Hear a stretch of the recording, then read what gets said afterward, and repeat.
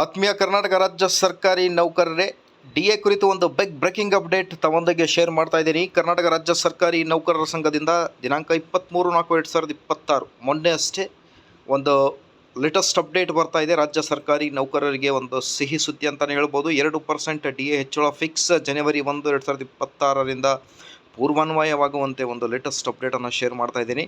ಬನ್ನಿ ಡೀಟೇಲ್ ಆಗಿ ಮಾಹಿತಿ ಏನಿದೆ ಅಂತ ನೋಡ್ತಾ ಬರೋಣ. ಅದಕ್ಕಿಂತ ಮುಂಚೆ ದಯವಿಟ್ಟು ವಿಡಿಯೋನ ಲೈಕ್ ಮಾಡಿ, ಅದರ ಜೊತೆಗೆ ನಮ್ಮ ಯೂಟ್ಯೂಬ್ ಚಾನಲನ್ನು ಕೂಡ ಸಬ್ಸ್ಕ್ರೈಬ್ ಮಾಡಿಕೊಳ್ಳಿ ವೀಕ್ಷಕರೇ. ಸ್ಕ್ರೀನ್ ಮೇಲೆ ಗಮನಿಸ್ತಿರ್ಬೋದು, ಕರ್ನಾಟಕ ರಾಜ್ಯ ಸರ್ಕಾರಿ ನೌಕರರ ಸಂಘ ದಿನಾಂಕ 23/4/2026 ಮಾನ್ಯ ಸರ್ಕಾರದ ಅಪಾರ ಮುಖ್ಯ ಕಾರ್ಯದರ್ಶಿಗಳು, ಆರ್ಥಿಕ ಇಲಾಖೆ, ಕರ್ನಾಟಕ ಸರ್ಕಾರ ಒಂದು ಲೆಟರನ್ನು ಡ್ರಾಫ್ಟ್ ಮಾಡಿರ್ತಾರೆ. ಕರ್ನಾಟಕ ರಾಜ್ಯ ಸರ್ಕಾರಿ ನೌಕರರಿಗೆ ದಿನಾಂಕ 1/1/2026ರಿಂದ ಅನ್ವಯವಾಗುವಂತೆ ಬಾಕಿ ಇರುವ ತುಟ್ಟಿ ಭತ್ಯೆಯನ್ನು ನಗದು ರೂಪದಲ್ಲಿ ಬಿಡುಗಡೆ ಮಾಡುವ ಬಗ್ಗೆ. ವೀಕ್ಷಕರೇ, ಅಖಿಲ ಭಾರತ ಬೆಲೆ ಸೂಚ್ಯಂಕವನ್ನು ಆಧರಿಸಿ ಕೇಂದ್ರ ಸರ್ಕಾರವು ತನ್ನ ನೌಕರರಿಗೆ ತುಟ್ಟಿ ಭತ್ಯೆಯನ್ನು ಮಂಜೂರು ಮಾಡಿದ ದಿನಾಂಕದಿಂದಲೇ ಪೂರ್ವಾನ್ವಯವಾಗಿ ಕರ್ನಾಟಕ ರಾಜ್ಯ ಸರ್ಕಾರವು ಸಹ ರಾಜ್ಯ ಸರ್ಕಾರಿ ನೌಕರರಿಗೆ ತುಟ್ಟಿ ಭತ್ಯೆಯನ್ನು ಈ ಹಿಂದಿನಿಂದಲೂ ಮಂಜೂರು ಮಾಡಿರುತ್ತದೆ.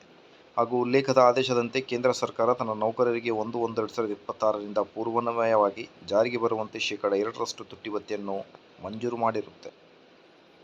ಅದರಂತೆ ಕರ್ನಾಟಕ ರಾಜ್ಯ ಸರ್ಕಾರಿ ನೌಕರರಿಗೆ ದಿನಾಂಕ 1/1/2026ರಿಂದ ಪೂರ್ವಾನ್ವಯವಾಗಿ ಜಾರಿಗೆ ಬರುವಂತೆ 2% ತುಟ್ಟಿ ಭತ್ಯೆಯನ್ನು ಮಂಜೂರು ಮಾಡಿ ಆದೇಶ ಹೊರಡಿಸಲು ತಮ್ಮಲ್ಲಿ ಕೋರಿದೆ ಅನ್ನೋದ್ರ ಬಗ್ಗೆ ಒಂದು ಲೆಟರನ್ನು ಡ್ರಾಫ್ಟ್ ಮಾಡಿರ್ತಾರೆ.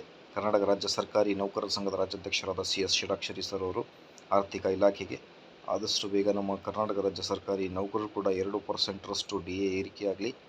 ಮಾಹಿತಿ ಇಷ್ಟ ಆದಲ್ಲಿ please like, share and subscribe my dear friends. Thank you.